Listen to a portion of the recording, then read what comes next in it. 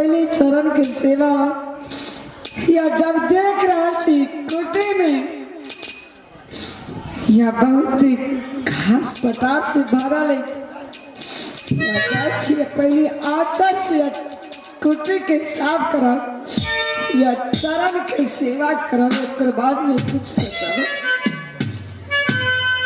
या बेचारा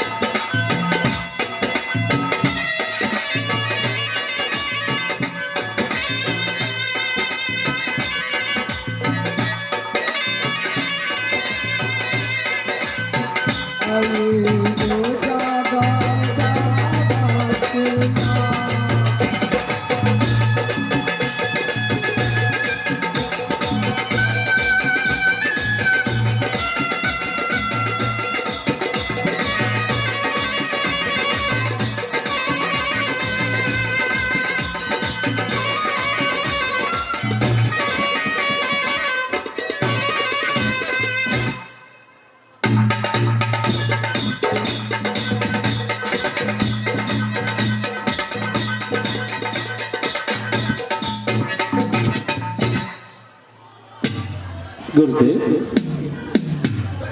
ये क्या बात है गुरुदेव? मैंने आपकी नाम की मैंने ये तपोवन जंगल में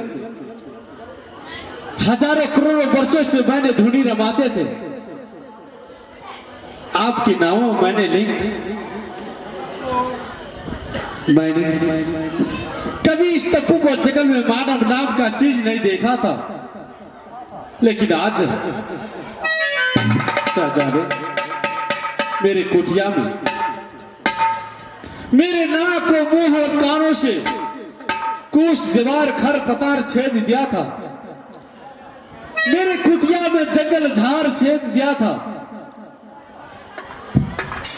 लेकिन ये नारी सारा खर पतार सर सफाई करके कुटिया की साफ करके मेरे चरणों की सेवा कर रहा था।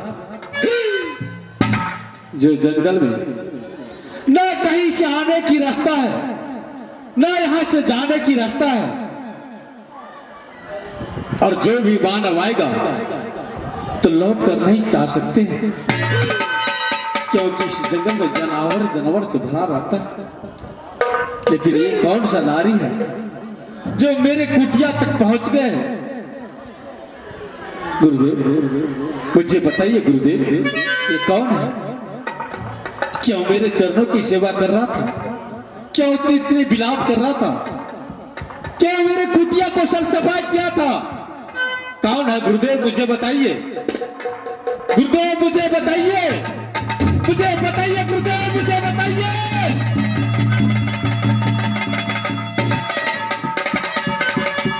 गुरुदेव,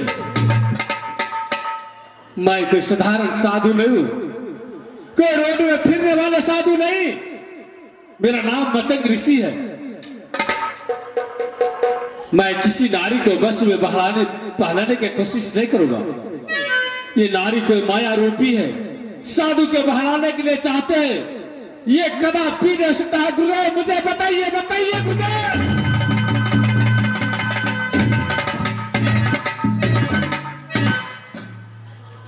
क्षमा करना गुरुदेव, क्षमा करना गुरुदेव। मैंने अपनी क्रोधों में आकर के इस समय मैंने घोर अन्याय कर देता। अपने क्रोधों में आकर के मैंने इस नारी को श्राप दे देता गुरुदेव। मुझसे बहुत भारी पाप होता गुरुदेव, क्योंकि आप मुझे समझाने में देर कर दिया गुरुदेव। मतंग ऋषि की जोला फटकने वाला था गुरुदेव। ये नारी है, कोई दुखारी है, कोई संकटधारी है। ये अबला नारी है, कोई संकट में फंसा हुआ है, और कोई सती है, इसका देवता का अंश है। इसलिए इन्हें ये तप्पू को जंगल की पार करके मेरे कुटिया तक आया है गुरुदेव। मुझे समझने में देर हो गया गुरुदेव, लेकिन फिर भी ये तो कोई देवता नहीं, ये तो मानव है। मुझे इस नारी से तो परिचय भी पूछ लेना चाहिए।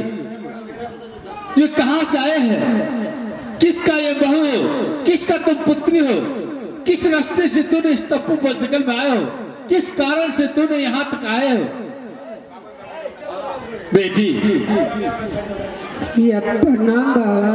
कल्याण रहो बेटी, सदा सुखी रहो बेटी। हाँ बाबा। तुम मुझे ये बताओ, इस तप्पू पर जंगल में तुम किस रास्ते से आए हो, कैसे आए हो, और कहां से आए हो, किसका तुम बहू हो, किसका तुम पुत्री हो, किस कारण से तूने इस तप्पू पर जंगल में आए हो, और किस कारण से तूने मेरे कुटिया की सर सफाई करके मेरे चरणों की सेवा कर रहा था। पुत्री मुझे बताइए। बाबा जब आप पूछे के लिए मैं तैयार थी, आवाज कह के सुनाए। चंद्र घर हमार नया रही थी। पिताजी के नाम राजा चंद्रसेन, सासुर पर ये शहर गुजरात, ससुर के नाम राजा उग्रसेन, सासू के नाम सती माना, ननद के नाम सती बिरमा। यह स्वामी के नाम संसार में यह क्यों न लिया हमको न, यह हमरे नाम थी सती चंद्रा। एक समय की बात, जब 14 रानी शहर गुजरात में छिला, एक बैकुंठ से नारद बाबा एक फल लगे, 13 सेकंड फल ग्रहण के लाग, या हम छिलका चाटला या आम रह गए,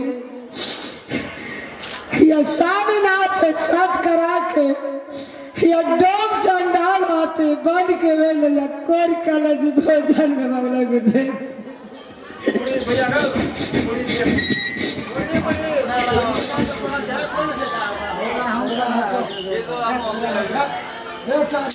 राजा गोपी चंद्र, मैंने अपने कानों से सुना था, आंखों से देखा नहीं था। मैंने अपने कानों से सुना था जो राजा गोपी चंद्र बहुत धर्मात्मा है, बहुत दानी है, बहुत दयालु है। लेकिन नहीं, ये तो बहुत भारी चंडाल निकला है, जो अपनी सती ब्याही की डोम चंडाल के हाथों तप्पू को जंगल में भेज दिया है, और डोम चंडाल के आदेश दे दिया है कि उसको कोर कलेजी काट करके मेरे पास लो। नारायण नारायण। गुरुदेव ये तो घोर अन्याय हो रहा है। ये मतंग ऋषि कभी साहस नहीं करेगा। ऐसा अपराध मैं कभी क्षमा नहीं कर सकता हूं। बेटी बाबा तूने इस समय इसी वक्त मुझे तुम आज्ञा दो तो मैंने इसी समय इसी वक्त मैंने राजा गोपी चंद को अपनी सलाह से मैं जलाकर राख कर सकता हूं। नहीं बाबा, पतिव्रता नारी का धर्म नहीं बाबा। या स्वामीनाथ कहला के या बेबस होकर कहला या स्वामीनाथ या जी के जिगर के ठुकरा है। संसार में कहने जीवन देहा नदिए बिन बारी जैसे नार थे पुरुष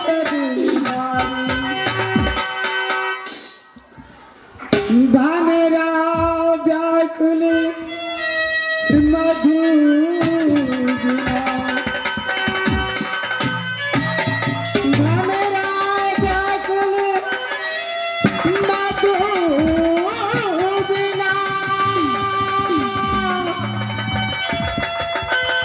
कोयल बिना बसा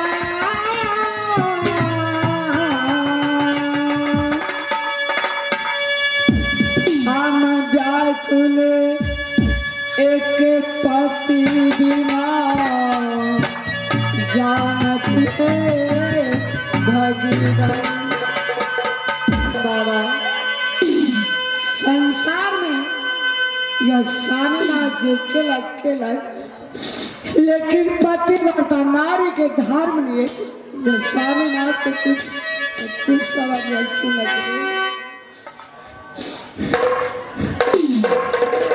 बेटी हाँ बाबा, मैं जानता हूं नारी को सीना बहुत कोमल होता है, इसलिए तू भी धर्मात्मा नारी हो, पतिव्रता नारी हो। तुम्हारा पास हो, तुम्हारे पति ने बहुत कष्ट दिया है, लेकिन फिर भी तुम अपनी पति को इतनी कष्ट देते हो, अपनी पति को तूने क्षमा करते हो। तुम सत्यवादी नारी हो, तू धर्मात्मा नारी हो बेटी। धन्य हो तुम्हारे माता पिता की जो तुम्हारे जैसे पुत्रों की पैदा किया है बेटी।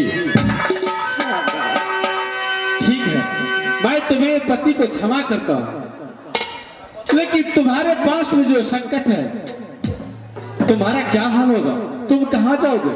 तुम कहां वास करोगे बेटी? बाबा जब आप कार से या बेटी कही के सुनलाओ या आवाज बाबा या पिता कही के पुकारा, लेकिन या घोर जंगल में या तपोवन जंगल में कहा जा पिताजी या आहाँ के शरण में आहाँ के कुटिया निवास करे पिताजी।